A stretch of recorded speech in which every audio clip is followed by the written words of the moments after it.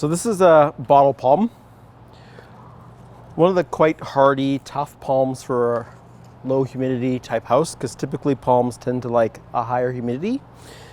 Really nice, big, thick, heavy leaves compared to most palms. Does like to be evenly moist. Doesn't like wet feet, but does like to be evenly moist all the time. Do need to keep an eye out for pests sometimes. Palms are quite prone to spider mites because of our low humidity, so you want to keep an eye on that. Make sure you're keeping the leaves dust free so that you know what's going on and you're controlling any mite problems that might be showing up. A good bright indirect light. Palms are quite high light, but do like a little bit extra humidity if you have it. So like a bathroom or a solarium where there's a little bit extra humidity, they tend to do a little bit better.